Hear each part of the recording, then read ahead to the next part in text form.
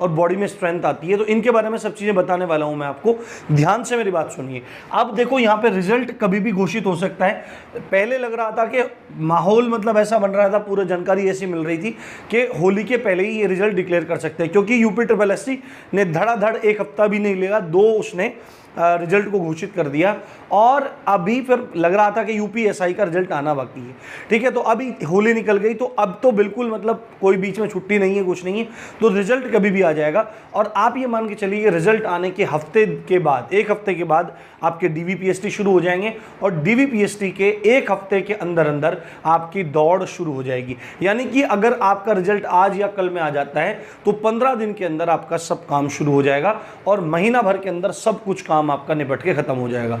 तो ऐसे में जब हमारे पास बहुत कम समय है, तो इस समय आपको पूरा फोकस अब अपनी रनिंग पर ही डालना चाहिए। आपको क्या करना चाहिए, अगर आप देखो, आप में से जिनके नंबर बहुत अच्छे हैं, जो संशय में नहीं थे, जो सिंसियर हैं, वो अपनी तैयारी में 2-3 महीने से लगे पड़े हैं, उनकी दौड़ कंप्लीट भी हो चुकी है, उनको तो कोई दिक्कत नहीं है। पर यूपीएसआई की जो रनिंग है वो इतनी भयंकर भी नहीं है कि आपको महीनों महीनों उसके लिए प्रैक्टिस करनी पड़े।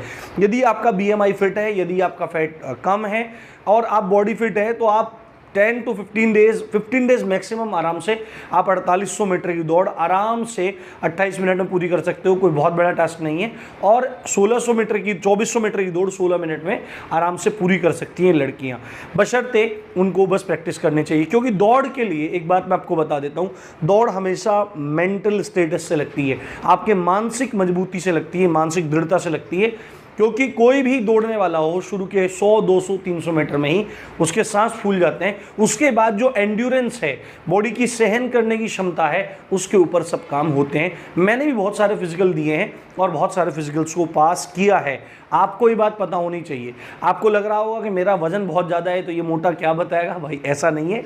अभी मैं आपके लिए आपको पढ़ा रहा हूँ, मेरा कुर्सी पे बैठने का काम है सारा का सारा, इसलिए शरीर में फैट का डिपॉजिट ज़्यादा हो गया है। अब बात करते हैं, देखो कि सर टाइम नहीं आ रहा है, तो टाइम अगर आपका नहीं आ रहा है तो आपके लिए केवल और केवल एक ही सॉल्यूशन है। टाइम नहीं आ रहा है और दौड़ पूरी नहीं हो रही है, इनके लिए केवल और केवल एक सॉल्यूशन है। सबसे पहले आप लॉन्ग रनिंग करें।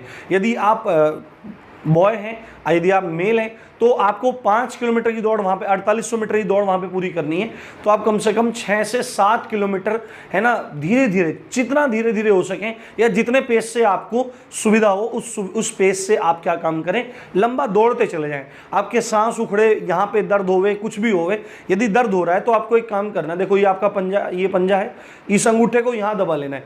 अगर आपको यहाँ पे पसलियों में या पेट में दर्द हो रहा है तो इसको अंगूठे को दबा लेना है यहाँ पे, और इस तरह से अपनी मुट्ठी को ऐसे बंद कर लेना है, दोनों मुट्ठियों को ऐसे बंद कर लेना है और दौड़ते आपको रहना है। तो धीरे धीरे आप क्या देखेंगे कि आपकी जो प्रॉब्लम है पेट में दर्द की या पेट पकड़ने वाली, वो प्रॉब्लम अपने आप ही खत्म हो जाएगी। हर स्प्रिंटर को, हर धावक को ये प्रॉब्लम आती है।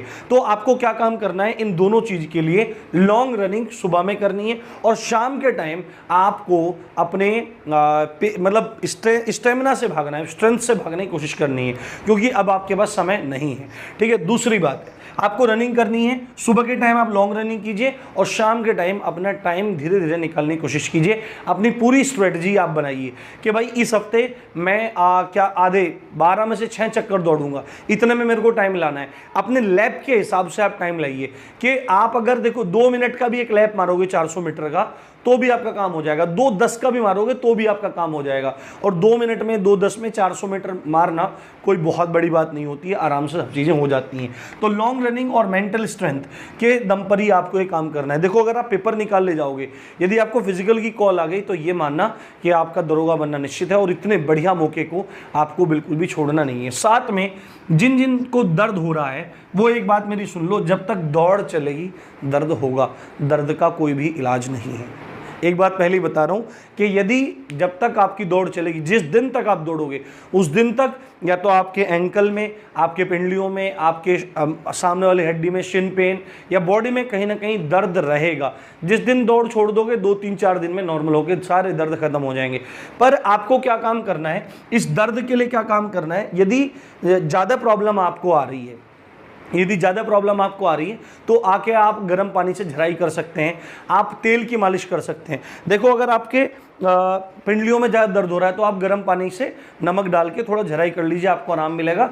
और शाम के टाइम सोते समय आपको क्या काम करना है, एक चमचा ले लेना है, चमचा जो होता है या एक कटोरी मतलब आपको ले लेनी है, और उसमें एक चमचा तेल डालना है भर के सरसों का, और उसमें एक चम्मच छोड़नी है अजवाइन, और उसको बिल्कुल उबाल देना है। जैसे खद्दे लग जाते हैं, उबल जाता है, तो जब उबल जाए, उबलने के बाद उसको छान लीजिए। छानने के बाद जब वो हल्का गुनगुना रह जाए, जिससे आप उसको स्किन पे लगाएं तो आपको एक मधुर एहसास वो दे, उसके बाद आप उसकी मालिश कीजिए। मालिश करने से आपको बहुत ज़्यादा आराम मिलेगा। साथ में आप अपनी डाइट में कैल्शियम को ऐड कीजिए। किसको? कैल्शियम को। जितने भी पेन ज़्यादातर होते हैं वो कैल्शियम की वजह से ही आपको प्रॉब्लम आती है। मैं फिर आपको बोल रहा हूँ, आप दूध ज़्यादा से ज़्यादा लीजिए। आप बादाम का छिलका छील के रात को भिगो दिया, सुबह आप छिलका खाइए, तो उससे आपको बहुत ज़्यादा लाभ मिलेगा, ये निश्चित है। एक पाउच आता है कैल्शियम का, मेरे माइंड से निकल रहा है, कैल्सिरॉल। एक आता है कैल्सिरॉल, है ना, मैं यहाँ पे लिख देता हूँ, इधर लिख देता हूँ, कैल्सिरॉल। ठीक है, स्पेलिंग कुछ भी हो